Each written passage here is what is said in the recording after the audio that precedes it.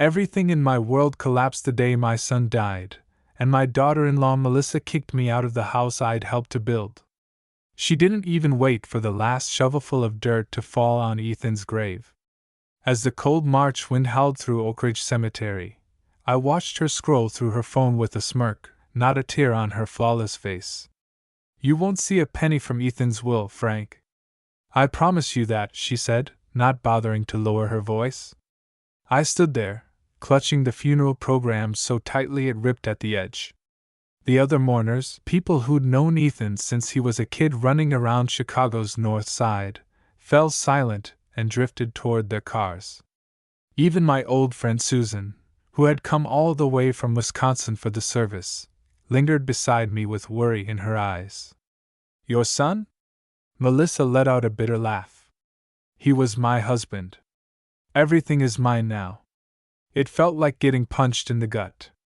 Ethan and Melissa had been together for 7 years, through all the highs and lows. She'd promised to love him in sickness and in health, but now, minutes after we'd buried him, she was talking about money and possessions as if love had never existed.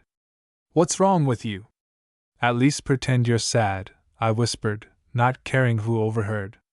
My voice trembled, whether from the cold or from anger, I couldn't say. Susan reached out, her hand warm on my shoulder. "Are you all right, Frank?" I didn't answer.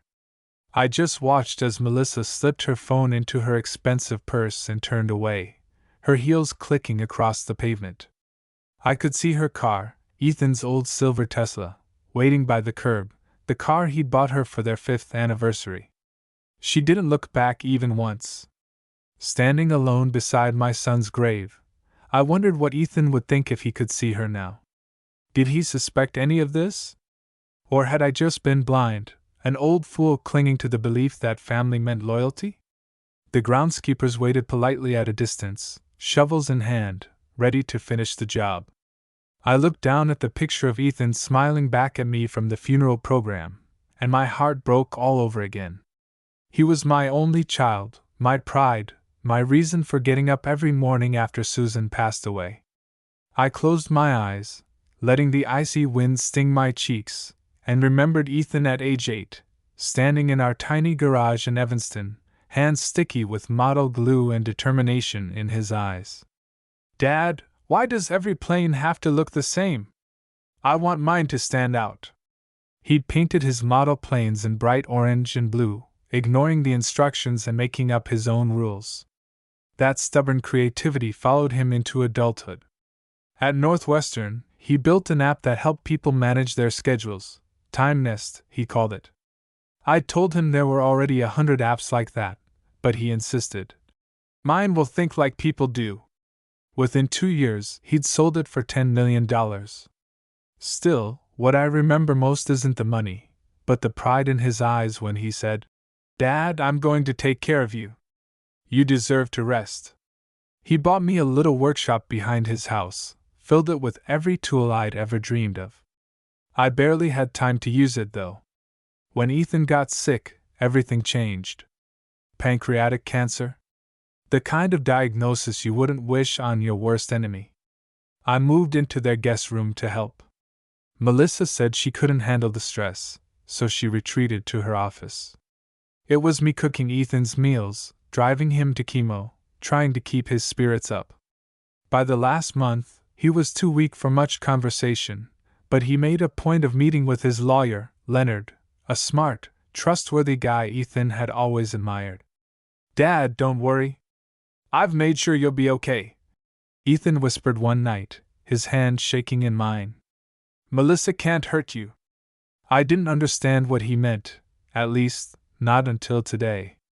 After the funeral, Melissa drove us back to what used to be our home. The ride was silent except for the clicking of her nails on the steering wheel. When we pulled up to the house, my stomach dropped.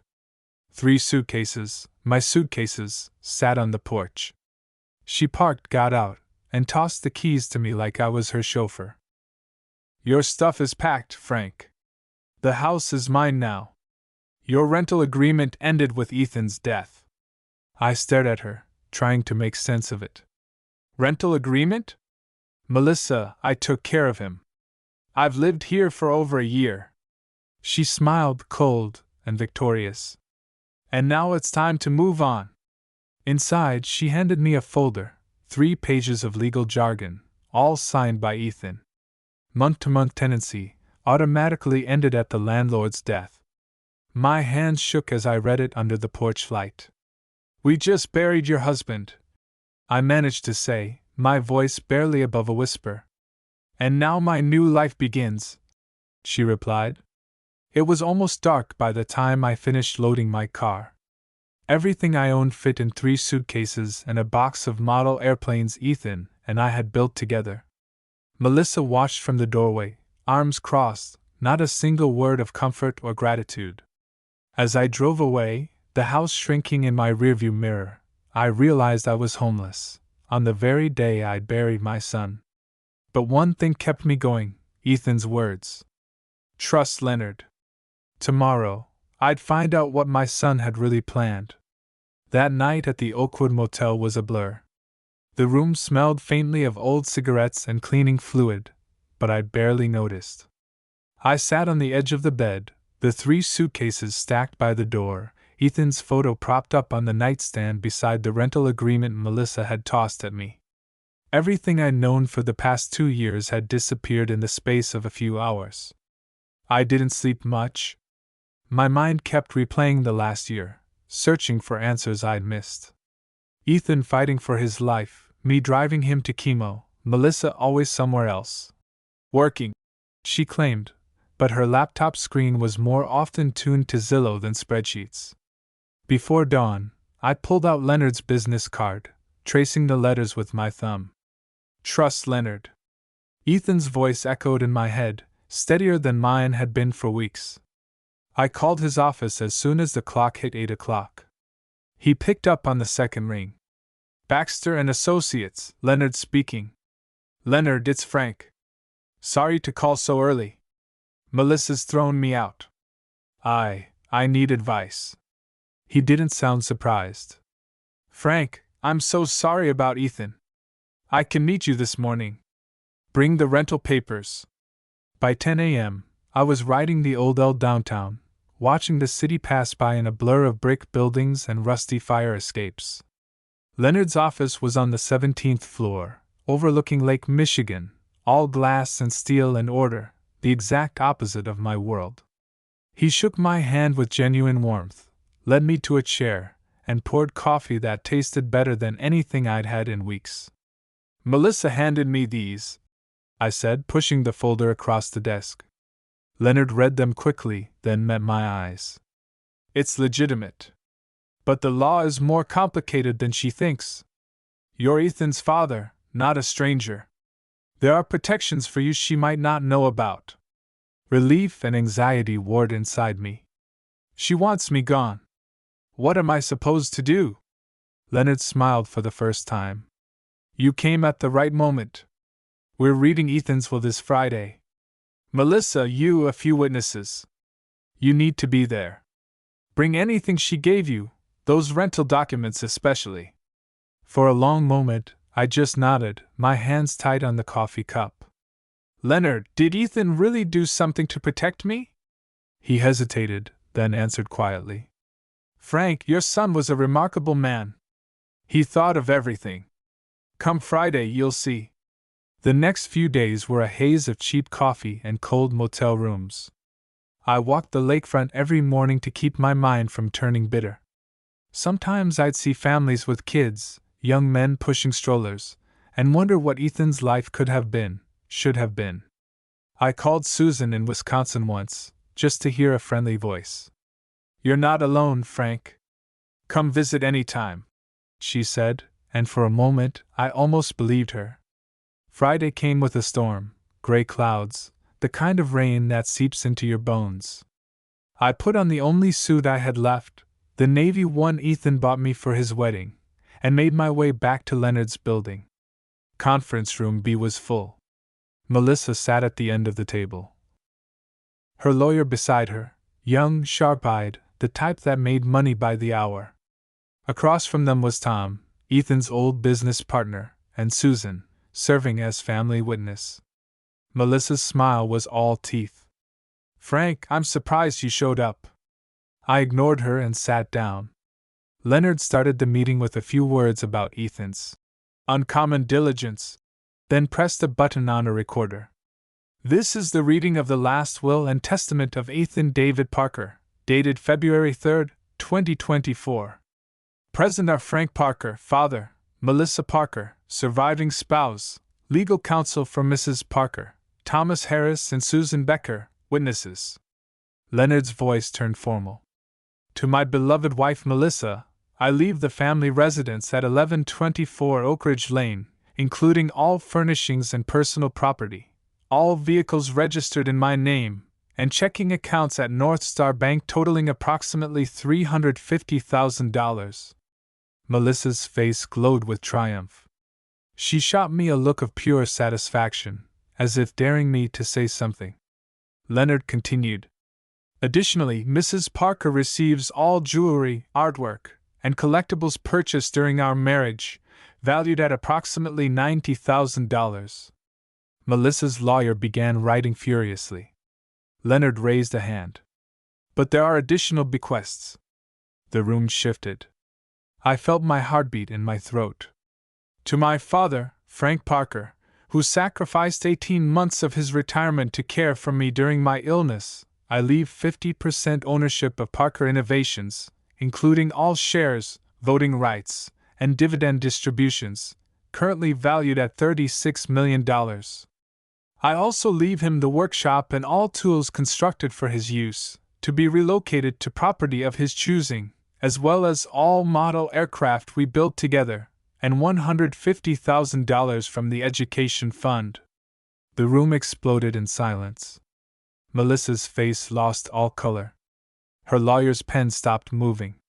Tom let out a low whistle, and Susan squeezed my hand under the table. Melissa finally found her voice. "This is a mistake. I'm his wife. Everything belongs to me." Leonard simply shook his head. "Ethan's instructions are crystal clear. The law is on his side." Melissa looked at me with pure hatred. "You think you've won something, old man? This isn't over." But for the first time in weeks, I felt something besides grief. I felt hope. Ethan had done exactly what he promised. He protected me, even from the grave. As the storm raged outside, Leonard turned another page. "There is one more condition affecting all previous distributions. A special clause Ethan added 3 weeks before his death." Melissa glared at him. "What condition?" Leonard read. "If my wife, Melissa Parker, attempts to force my father Frank to leave our family home within 1 year of my death, all inheritance, house, accounts, company shares, transfers in full to Frank Parker." Melissa swayed in her chair. The room was dead silent, save for the rain tapping on the window. That was the moment I realized my son had outsmarted everyone. Melissa sat there in shock, her carefully constructed facade cracking right in front of everyone. The lawyer beside her shuffled papers, looking for loopholes, but there were none to be found. Leonard closed the will and folded his hands, letting the words hang in the air. Tom was the first to speak, breaking the tension with a nervous chuckle. "Ethan was always 3 steps ahead, wasn't he?" Melissa found her voice at last, trembling and sharp. "This isn't legal. You can't just strip me of everything. Ethan was sick. He wasn't in his right mind." Leonard stayed calm, professional to the end. "All of Ethan's arrangements were witnessed, notarized, and verified by independent medical professionals. He was fully competent. And there's a video recording as well." At that, Susan squeezed my hand again. I felt numb, not just from surprise, but from the sheer relief of knowing my son had seen the truth. He'd seen Melissa's true nature, and he'd acted to protect me. Leonard played the video on a small monitor, and Ethan's face appeared. He looked tired, thinner than I wanted to remember, but his eyes were bright and clear. "Melissa, if you're watching this, you know why," Ethan said. His voice both gentle and ironclad. Dad, I told you I'd protect you. Melissa, I hoped you'd do the right thing. But I can't let you hurt my father. If you push him out, you lose everything. Melissa's hands balled into fists, her knuckles white. The lawyer tried to whisper to her, but she shrugged him off. She knew she'd lost. In that moment, I felt the last bit of fear drain away. Tom stood and shook my hand. Frank, if you need anything at Parker Innovations, you just call. Your son builds something great. We'll make sure his vision lives on. Susan hugged me, tears in her eyes. Ethan loved you so much. He would be so proud right now. Melissa stormed out, her heels echoing down the hallway. Her lawyer gathered her things and followed, already dialing his phone, probably looking for a way to salvage her pride if nothing else. The room emptied quickly, leaving me and Leonard alone. He poured me another coffee, his manner finally relaxing. Frank, you'll have access to the accounts soon. The workshop and tools are yours. You'll need to choose a new place to live, but the house is yours now by law. Melissa has 30 days to vacate, effective immediately. I shook my head, barely able to process it all. 18 months I cared for him, Leonard. I would have done it for nothing. I know, Leonard said quietly. But Ethan wanted to thank you his way. I left the office that afternoon with a strange new feeling. It wasn't victory, not exactly. It was the return of dignity. Ethan hadn't just protected my future, he'd given me the chance to live the rest of my life on my own terms, free from Melissa's games. The next morning, I drove past the old house. Melissa's car was gone. A realtor's sign leaned against the mailbox, but she hadn't dared plant it in the yard just yet. I parked across the street and sat for a while, watching the sunlight glint off the windows, thinking about all the memories within those walls, Christmases, birthdays, nights spent in the garage building models with Ethan. My phone buzzed, Susan, checking in. Frank, are you okay? As good as I've been in months, I told her honestly. Ethan, he did more than anyone could have asked. She hesitated, then asked, What will you do now? I looked at the house, then at the sky, the city waking up all around me. I think it's time to build something new. That afternoon, I started searching for a place to set up my workshop, somewhere quiet, close enough to the city but far from old ghosts. I found a small cottage on the edge of a forest preserve, a simple place with a big yard, a detached garage perfect for my tools. It wasn't fancy, but it was mine. With the legal matters moving swiftly, Leonard arranged for my things, my real things, not just the suitcases, to be delivered. The workshop was set up just as Ethan intended, every tool hanging on its pegboard, every model plane carefully arranged on the shelves. There, in the warm light of my new home, I felt peace for the first time in years. I spent days sanding wood, painting model planes in the wild colors Ethan loved, letting the memories wash over me, not with pain, but with gratitude. Melissa, meanwhile, made her exit in predictable fashion. She tried to contest the will, but the courts were unimpressed. She packed her things with more dignity than I expected, and on the last morning, she left a note on the kitchen counter. I hope you're happy, Frank. You and your son got what you wanted. For the first time, I felt nothing but pity for her. As summer settled over the city, I built new routines. Tom called about Parker Innovations. He wanted me to be part of the strategic meetings. I agreed, not because I needed the money, but because I wanted to honor Ethan's legacy. Susan visited often, bringing home-cooked meals and stories about her grandkids. Sometimes we sat on the porch in the evening, talking about the old days, about forgiveness and starting over. One afternoon, I opened a letter from the local university. Ethan's scholarship fund, funded by the Education Trust, would provide full tuition for engineering students from working-class families. I remembered Ethan's words. Dad, I want to help kids like me, kids who build things with their hands. I stared out at my workshop. The smell of sawdust and paint in the air, and realized that, despite everything, life still held possibilities. The pain of loss hadn't disappeared, but it no longer defined me. Ethan's greatest gift wasn't the money or the house. It was the reminder that even in the darkest times, love and wisdom can light the way forward. It's strange how quickly a man can adjust to a new life after losing nearly everything. There's a kind of clarity that comes with hardship, the clutter falls away, and what matters most stands out in sharp relief. In my case, it was the simple things, the hum of the workshop, the ache in my hands after a day's work, the photo of Ethan on the windowsill, smiling at me in the late afternoon sun. The summer passed in a blur of routines. Every morning, I took a walk around the little lake at the edge of my new neighborhood, nodding to joggers and dog walkers, most of whom didn't know my story. I found comfort in anonymity. No one here looked at me with pity or asked about Melissa or the legal battles that had finally ended in my favor. I was just Frank, the retired engineer with a fondness for woodworking and coffee at the corner diner. I saw Susan at least once a week. Sometimes she'd bring homemade pie, and we'd sit out back, watching blue jays squabble over breadcrumbs.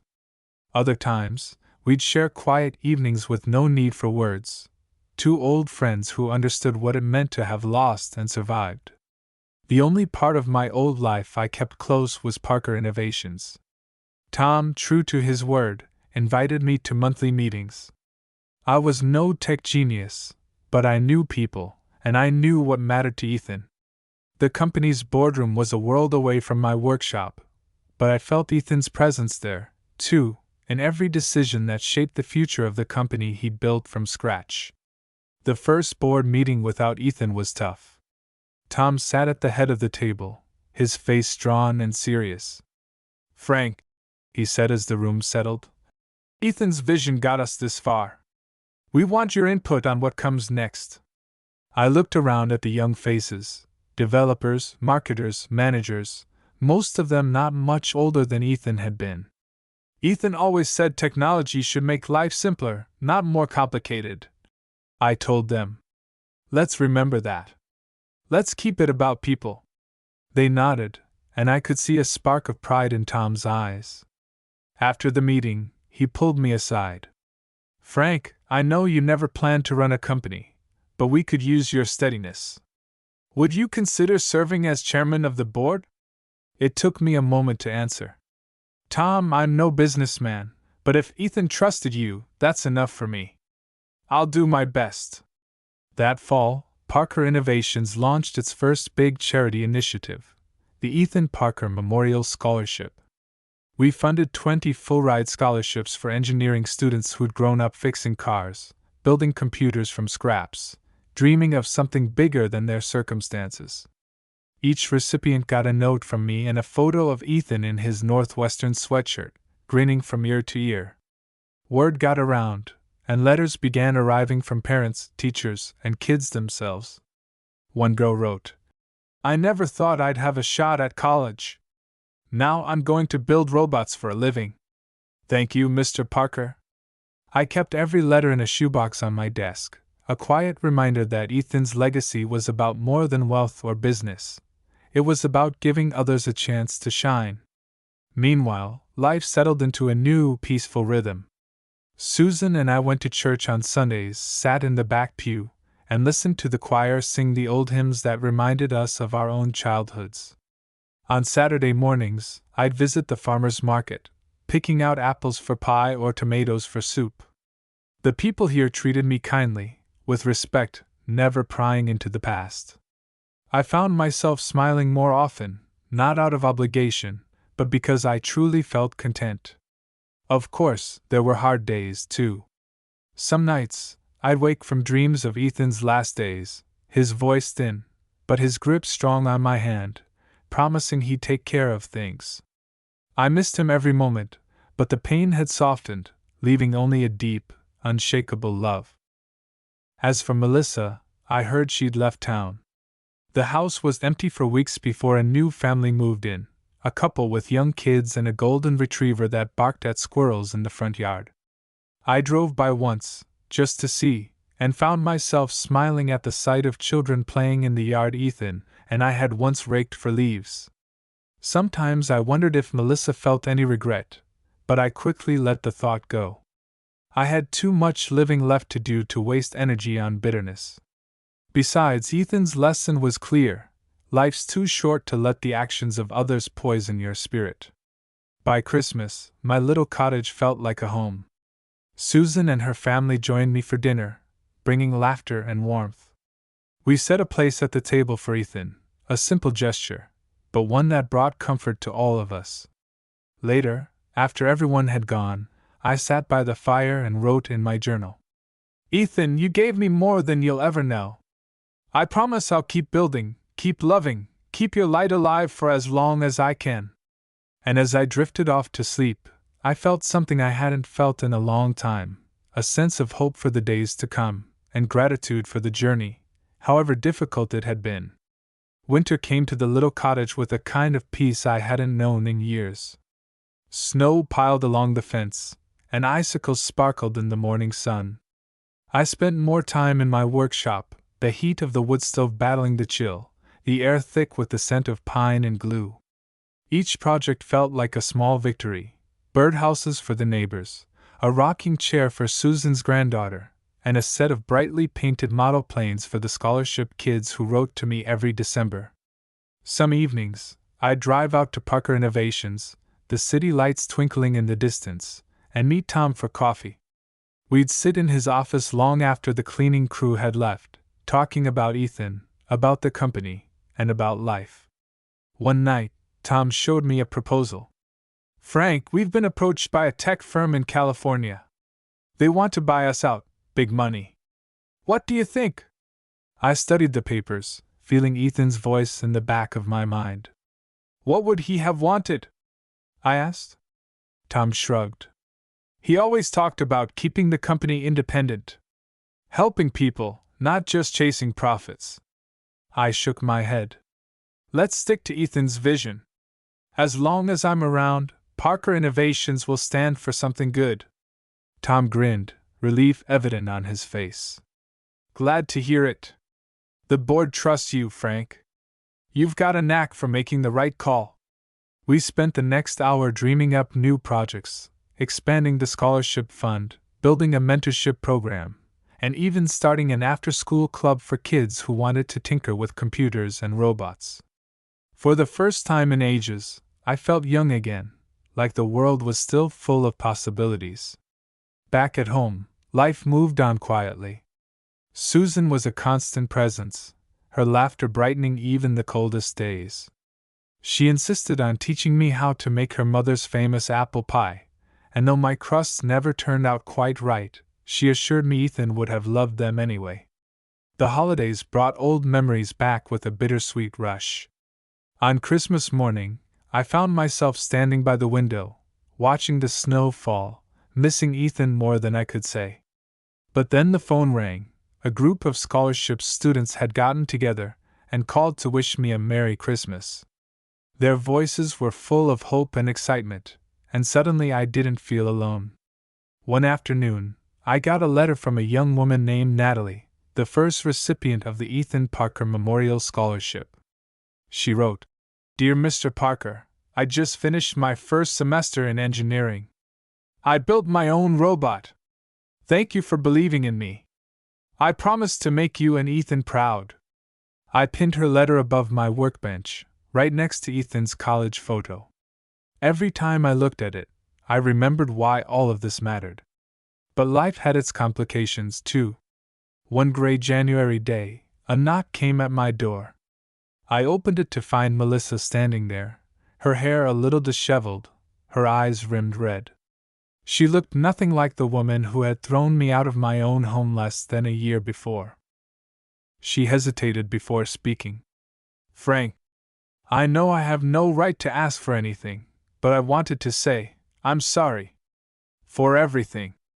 I lost more than just Ethan. I lost myself. I stared at her for a long moment, anger and pity wrestling in my heart. Finally, I stepped aside and let her in. We sat at my kitchen table, the old teapot steaming between us. Melissa stared at her hands, struggling for words. I thought money would fix everything, she whispered. But when the lawyers left, and the house was empty, I realized I'd lost the only family I ever had. I listened in silence, remembering Ethan's compassion, his ability to forgive even when it hurt. After a while, I found my voice.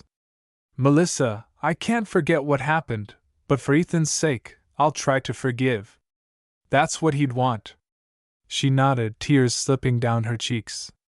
Thank you, Frank. I don't deserve it, but I promise, I'll make something good out of what's left of my life. Melissa left quietly, closing the door with a soft click. As I watched her walk down the snowy path, I felt a strange sense of closure. Maybe people really could change, even after everything. Maybe forgiveness was the final gift Ethan had left for both of us. As the weeks rolled on, I threw myself back into my projects. The scholarship fund flourished, Parker Innovations grew stronger, and my workshop became a gathering place for neighborhood kids who wanted to learn how to build and fix things. One Saturday morning, Susan arrived with her grandkids, arms full of cookies and stories. The house filled with laughter and warmth, a stark contrast to the loneliness of the past year.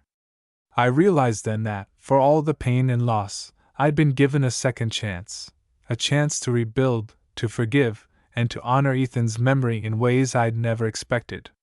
Spring was on the horizon. The trees would soon bud, the lake would thaw, and the world would come alive again.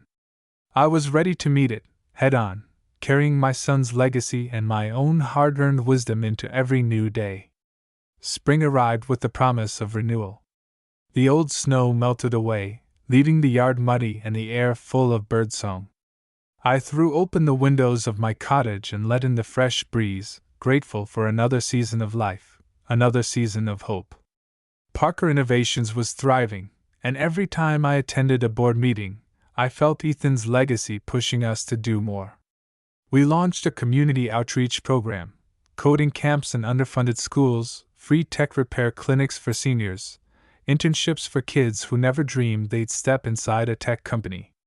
It amazed me how a single person's dream could ripple outward, changing lives in ways none of us could have predicted. My own life was fuller than ever. Susan and I spent long afternoons gardening or taking day trips to small towns along the lake, stopping for pie and strong coffee at little diners. Sometimes she'd bring her grandkids to my workshop, where I taught them how to build kites and birdhouses. The little ones called me Grandpa Frank, and their laughter filled the house with a joy I thought I'd lost forever. One Saturday morning, Tom called with exciting news. Frank, we got a letter from Northwestern University. They want to honor Ethan with an annual lecture series. Would you speak at the first one? The idea made me nervous, but I knew I couldn't refuse. Ethan had always believed in sharing knowledge, lifting others up. I spent days working on my speech, remembering every lesson he'd taught me, every story worth telling. When the day arrived, the auditorium was packed. Students, professors, old friends, and even some of the kids from our scholarship program. I stood at the podium, my hands shaking just a little, and looked out at the sea of eager faces. I'm just a simple man who loved his son, I began. Ethan believed in dreaming big, but he also believed in taking care of the people around him. He taught me that kindness matters, that wisdom is meant to be shared, and that you don't have to be a genius to change the world, just brave enough to try. There were tears in the crowd, and as I finished, I realized I'd never felt so connected, to Ethan, to my new community, to the life I was building one day at a time. After the lecture, a young man approached me, a shy smile on his face. Mr. Parker, I'm here on the scholarship your son created. I grew up in a tough neighborhood. Didn't think I'd ever go to college. But because of you and Ethan, I'm studying computer science. I want to build apps that help kids like me. We shook hands, and I felt a pride deeper than words. Back home, I continued pouring my energy into the workshop. The place became something of a neighborhood legend, a haven for anyone with a curious mind or busy hands. Kids brought their science projects, adults came for advice on home repairs, and more than once, I found myself teaching retired teachers how to fix their own laptops. Susan's visits became more frequent. Sometimes we talk about the past, about the people we'd lost, and the lives we built. Sometimes we'd sit in comfortable silence, sipping tea while the sun set behind the trees. One evening, after helping her granddaughter paint a model airplane purple and gold, just like Ethan used to, I found Susan waiting for me on the porch. She looked at me, a gentle smile on her lips. "You know, Frank," she said, "for a while there, I didn't think either of us would find peace again. But I look at you now, at all you've done for these kids, and I see a man who's learned to live with an open heart." Her words warmed me more than she could know. "Susan, I couldn't have done it without you. You helped me remember what matters." She reached out and squeezed my hand. "You did the same for me." There were still days when grief crept up on me, usually when I was alone, or when I found one of Ethan's old notes tucked into a book or toolbox. But more often, I felt gratitude. I was grateful for the love I'd shared, for the family I'd built, for the chance to give back. Melissa, too, surprised me one last time. She sent a letter, short and sincere. "Frank, I'm moving to California. I want to make a new start. Thank you for your forgiveness. I hope you find happiness, you deserve it." I wished her well. I realized then that letting go of old pain wasn't just for her, but for myself. Life was too precious to carry anger, especially when there was so much good left to do. That spring, Parker Innovations broke ground on a new community center, the Ethan Parker Learning Hub. The building would host coding classes, job training, and community events. I donated Ethan's old workshop tools and spent weekends helping assemble bookshelves and workbenches, surrounded by volunteers and future engineers. On the day of the grand opening, I cut the ribbon surrounded by kids, parents, and local leaders. As the crowd cheered, I felt a tear slip down my cheek, not from sadness, but from a sense of completion. Ethan's dream had outlived him. His kindness, his vision, his stubborn insistence on helping others, it was alive and thriving. And so was I. As spring gave way to summer, I spent more time outdoors, fishing on quiet mornings or teaching kids to fly model planes in the open field behind the center. The world was full of possibility, and for the first time in a long time, I looked forward to every new day. I'd lost much, but I'd gained more. A family forged by choice, a legacy built on love, and a peace that comes from living truthfully and giving generously. Ethan had once promised to take care of me. In the end, he taught me how to take care of myself, and, in doing so, how to take care of everyone else. Summer in my new life felt like a reward earned after a long, hard winter. The Ethan Parker Learning Hub blossomed into a real cornerstone of the community. On any given day, you could hear the whir of 3D printers, the tapping of keyboards, and the happy shouts of children learning to build, invent, and dream.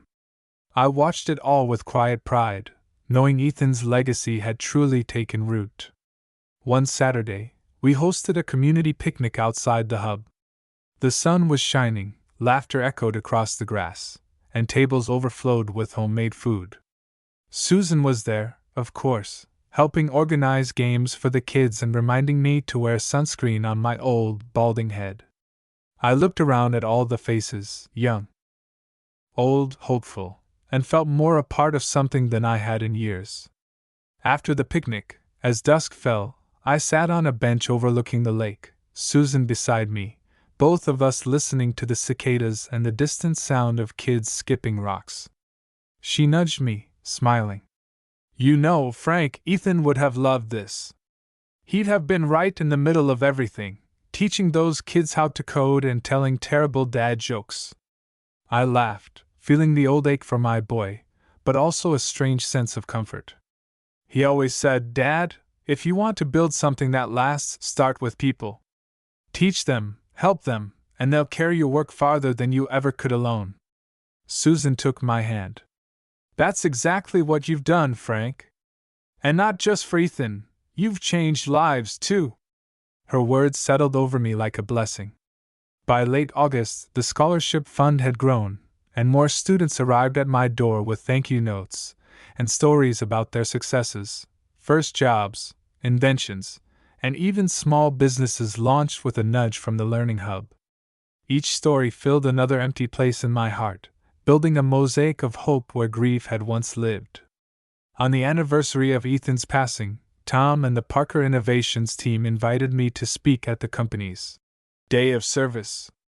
Employees and scholarship students spent the day volunteering across the city, fixing up playgrounds, delivering meals, teaching seniors how to use smartphones. I gave a short speech, telling everyone that success isn't measured in dollars, but in the hands you help up along the way. Afterward, Tom pulled me aside. Frank, the board wants to name you Chairman Emeritus. It's just a title, but we hope you'll keep guiding us for years to come. I shook his hand, feeling honored and humbled. Tom, as long as you remember Ethan's spirit, you'll never need to worry about losing your way. Home life was richer than I dreamed.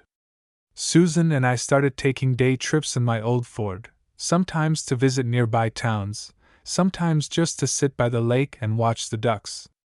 Her grandkids, now calling me Grandpa Frank, without hesitation, came to the cottage every Sunday for pancakes and a turn in the workshop.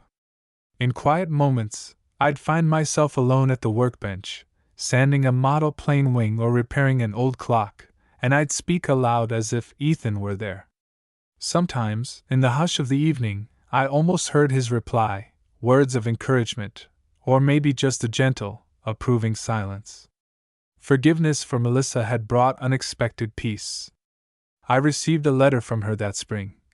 Frank, I found a job at a school out west. I help run their aftercare program. I'm learning to be better, because of Ethan, and because you showed me it's possible to start over. Thank you for not letting bitterness win.